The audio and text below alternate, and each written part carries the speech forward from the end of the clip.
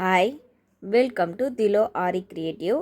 இன்றைக்கி என்ன கிளாஸ் நம்ம பார்க்க போகிறோன்னா டே 2 பார்க்க போகிறோம். ஜர்தோசி டைப்பில் தான் நம்ம பார்த்துட்ருக்கோம். இன்றைக்கி டே 2ல் நான் உங்களுக்கு அதே ஜர்தோசியை எப்படி கொண்டு வரது அப்படின்னு சொல்லிட்டு இப்போது உங்களுக்கு க்ளோஸ்அப்பில் காமிக்கிறேன். எல்லாருமே பார்த்து அதே மாதிரி ட்ரை பண்ணி பாருங்கள். நீங்கள் ரொம்ப ஈஸியாக தான் இருக்கும். நேற்று வீடியோவில் பார்த்துருப்பீங்க. பேசிக்காக நான் உங்களுக்கு சொல்லி கொடுத்துருப்பேன். அதில் பேசிக்காக பண்ணும்போது எத்தனை பேர் ட்ரை பண்ணிங்க அப்படின்றத கண்டிப்பாக கமெண்ட் பண்ணுங்கள். இப்போ நான் சொல்லி கொடுக்க போகிறது நல்லா பார்த்துக்கோங்க. அகெயின் நான் மறுபடியும் அதே ஸ்டிச்சஸ் எடுக்கிறேன். இங்கே பாருங்கள், இந்த மாதிரி 90 டிகிரியில் பிடிச்சிட்டு த்ரெட்டை எடுத்துட்டு இந்த ஜர்தோசியை கீழே இறக்கிட்டு அழகாக இப்படி டேர்ன் பண்ணி கீழே இறக்கி மறுபடியும் கீழேருந்து நூலை எடுத்து மறுபடியும் இந்த மாதிரி இங்கே பாருங்கள், அவ்வளோதான். இந்த மாதிரி நீங்கள் ஜர்தோசியை இந்த மாதிரி கனெக்டில் கொண்டு வந்தீங்க அப்படின்னா உங்களுக்கு ஈஸியாக இருக்கும், போடுறதுக்குமே ஈஸியாக இருக்கும். அகெயின் உங்களுக்கு திருப்பறத்துக்கோ எல்லாத்துக்குமே இந்த ஸ்ப்ரிங் உங்களுக்கு டேமேஜும் ஆகாது, எதுவுமே ஆகாது. ஆக்சுவலி இந்த ஸ்ப்ரிங்ஸ் எல்லாமே பாருங்கள், பாருங்க, இந்த மாதிரி எடுத்துகிட்டு வரும்போது ஸ்ப்ரிங் எந்த ஒரு டேமேஜும் இல்லாமல் உங்களுக்கு கிளியராக உங்களுக்கு இந்த ஜர்தோசி செயின் ஸ்டிச்சு கிடைக்கும். இந்த மாதிரி ஜர்தோசி செயின் ஸ்டிச்சு போடும்போது எண்ணாட்டை இப்படி தான் நீங்கள் போட்டு க்ளோஸ் பண்ணிக்கணும். இதுதான் நம்ம ஃபஸ்ட்டு பார்த்த ஸ்டெப்பு. ஓகேங்களா?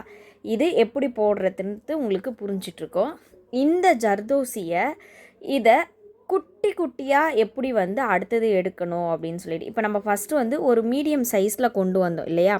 அடுத்த ஸ்டெப்பு அடுத்த ஒரு லெவல், அடுத்தது மீடியமாக எப்படி கொண்டு வரது அப்படின்றத நம்ம பார்க்க போகிறோம். அதே ஸ்டெப் தான், இதில் எந்த ஒரு மாற்றமும் இல்லை.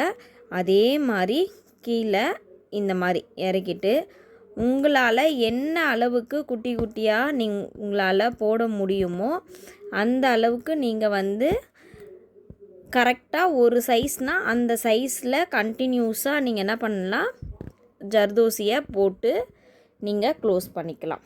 அவ்வளோதான். இந்த மாதிரி நீங்கள் போடும்போது உங்களுக்கு ஈவனாக கிடைக்கும். நீங்கள் சைஸஸுமே நீங்கள் பார்த்து கரெக்டாக நீங்கள் போட்டிங்க அப்படின்னா சூப்பராக இருக்கும். ஒரு டிசைன் எடுக்கிறதா இருந்தாலும் எது எடுக்கிறதா இருந்தாலும் ஈஸியாக இருக்கும். இந்த கிளாஸில் பார்த்தீங்க அப்படின்னா இதுவரையும் நம்ம பேசிக்காக பார்த்தது தான் நான் உங்களுக்கு இங்கே அகெயின் நான் சொல்லி கொடுத்துருக்கேன். இப்போது இதில் அடுத்த ஸ்டெப் மூவ் பண்ணி போகலாம். இது எல்லாருக்குமே வரும் நான் நினைக்கிறேன். இப்போது இந்த மட்டும் பார்த்து போட்டால் போதாது, ஒரு டயக்ராமை ஒரு கம்ப்ளீட் பண்ணி பார்த்தீங்கன்னா தான் உங்களுக்கு அந்த ஷேப்பிங்கில் எப்படி ஸ்ப்ரிங்கை வளைக்கிறீங்க அப்படின்றது உங்களுக்கு கிளியராக தெரியும். இப்போ நான் சின்னதாக ஒரு டயக்ராமை போட்டுட்டு நான் உங்களுக்கு போட்டு காமிக்கிறேன். இப்போ பாருங்கள், நான் ஒரு திலகம் ஷேப்பில் ஒரு டயக்ராம் வரைஞ்சிருக்கேன். இப்போது இந்த டயக்ராமில் எப்படி போடுறன்றதை நான் சொல்லி கொடுக்குறேன். இப்போ பாருங்கள், இந்த இடத்துல திலகம் ஷேப்பில் நம்ம வரைஞ்சாச்சு இல்லையா? இந்த இடத்துல த்ரெட்டை ஃபஸ்ட்டு நார்மலாக எடுத்து ஒரு சின்ன செயின் ஸ்டிச்சை போட்டு நம்ம ரெடி பண்ணி வச்சுக்கலாம். இப்போது இதில் என்ன பண்ணணும் அப்படின்னா ஜர்தோசியை நீங்கள் 1 by 1 நீங்கள் போட ஆரம்பிச்சிடணும். இந்த ஜர்தோசி பார்த்தீங்க அப்படின்னா நான் எப்போவுமே மேலே சொன்ன மாதிரியே தான், அந்த ஷேப்னால் அந்த ஷேப்புக்கு கரெக்டாக நீங்கள் 90 டிகிரியில் நீங்கள் பிடிச்சிட்டு வந்தீங்க அப்படின்னா ஈஸியாக உங்களால் என்ன பண்ண முடியும், ஜர்தோசியை கம்ப்ளீட் பண்ண முடியும்.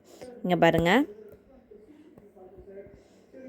அப்படியே அந்த டிசைனுக்கு ஏற்ற மாதிரியே நீங்கள் என்ன பண்ணணும், ஜர்தோசியை போட்டுக்கிட்டே கொண்டு வரணும். அடுத்தடுத்து கண்டினியூஸாக நீங்கள் கொண்டு இந்த ஷேப்பை ஈஸியாக என்ன பண்ணிடலாம், கம்ப்ளீட் பண்ணிடலாம். நான் நீடில் இந்த நீடில் எடுத்துருக்கேன். நீங்கள் பீட் நீடில் இருந்துச்சு அப்படின்னா நீங்கள் ஜர்தோசியை இந்த மாதிரி கட் பண்ண ஜர்தோசியை நீங்கள் லோட் பண்ணிக்கலாம். இல்லை பீட் நீடிலாக இருந்துச்சுன்னா பெருசாக கூட நீங்கள் என்ன பண்ணிக்கலாம், கட் பண்ணி ஒரு சிங்கிள் பீஸை வச்சே நீங்கள் ஜர்தோசியை போட்டுக்கலாம். பாருங்க, இந்த மாதிரி தான் நீங்கள் என்ன பண்ணணும், கண்டினியூஸாக ஷேப்பை கொண்டு வரணும். இப்போது இந்த டேர்னிங்கு, இந்த கர்வு, பெண்ட் ஆகிற இடம், இது எல்லாமே உங்களால் ஈஸியாக போட்டு பார்க்க முடியும். அதுக்கு தான் நான் எப்போவுமே சொல்கிறது, ஒரு இமேஜாக எடுத்து கம்ப்ளீட் பண்ணி பாருங்கள். வெறும் ஸ்டிச்சஸாக போடாதீங்க. ஸ்டிச்சஸ் போட்டிங்க அப்படின்னா உங்களுக்கு ஈஸியாக உங்களால் வந்து அடுத்தடுத்த லெவலுக்கு கொண்டு போக முடியாது. நீங்கள் இதுவே வந்து ஒரு இமேஜாக கம்ப்ளீட் பண்ணும்போது உங்களுக்கு அடுத்தடுத்த லெவல் போகும்போது ஈஸியாக இருக்கும். ஐயோ இந்த கேர்வு இந்த பெண்ட்லலாம் இந்த மாதிரி வரணும் அப்படின்றத ஈஸியாக உங்களால் கால்குலேட் பண்ணிக்க முடியும். இங்கே பாருங்கள்.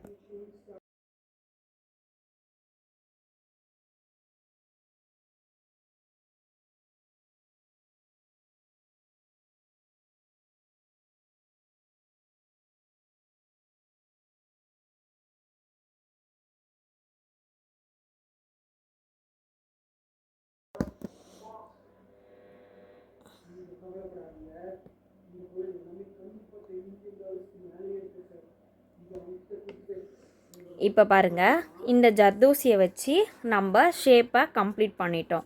நம்ம வந்து ட்ரா பண்ணது வந்து பட்டையாக பண்ணியிருக்கோம். அதனால் உங்களுக்கு வந்து இமேஜ் வந்து அப்படி தெரியுது. நீங்கள் இதுவே மெலிசாக ட்ரா பண்ணிங்க அப்படின்னா உங்களுக்கு ஈஸியாக தெரியும்.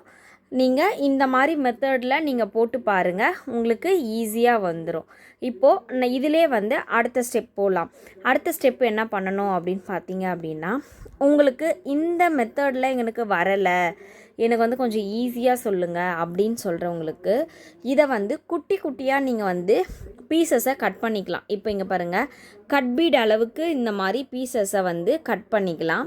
கட் பண்ணிவிட்டு இந்த மாதிரி மெத்தடில் நீங்கள் செயின் ஸ்டிச் போட்டுட்டீங்க அப்படின்னா அதே மாதிரி நீங்கள் ஒவ்வொன்றா பீட் மெத்தடில் நீங்கள் குட்டி குட்டியாக அப்படியே வந்து பீட் எப்படி கோக்குறோமோ அந்த மாதிரி மெத்தடில் போட்டுட்டு வரலாம். இதுவுமே பிகினர்ஸ்க்கு எனக்கு சுத்தமாக வரலை, எனக்கு இதுதான் வரும் அப்படின்றவங்க இந்த மெத்தடில் ட்ரை பண்ணலாம். எனக்கு வரும், நான் ட்ரை பண்ணி பார்க்குறேன்றவங்க நீங்கள் ஜர்தோசியை கண்டினியூஸ் மெத்தடில் போட்டு பாருங்கள். நான் வந்து இது வரல அப்படின்றவங்களுக்காக தான் நான் இந்த மெத்தட் சொல்கிறேன். நீங்களுமே அதை வந்து ட்ரை பண்ணக்கூடாது, வரும்ன்றதை ட்ரை பண்ணி பாருங்கள். மோஸ்ட்லி வரலை அப்படின்னா மட்டும்தான் நீங்கள் என்ன பண்ணணும், இதை ட்ரை பண்ணணும். அதுக்கு முன்னாடி இதை ட்ரை பண்ண வேண்டாம். ஏன்னா இது வந்து ஒரு பாட்டாக இருக்கும். உங்களுக்கு இதுவே உங்களுக்கு வந்து நேரம் எடுக்கும். பீட் மாதிரி தான் இது. இப்போ இங்கே பாருங்கள், அப்படியே ஒன்று ஒன்றா ஈஸியாக உங்களால் என்ன பண்ண முடியும், ஒன்று ஒன்றா உங்களால் கோக்க முடியும். இங்கே பாருங்கள்,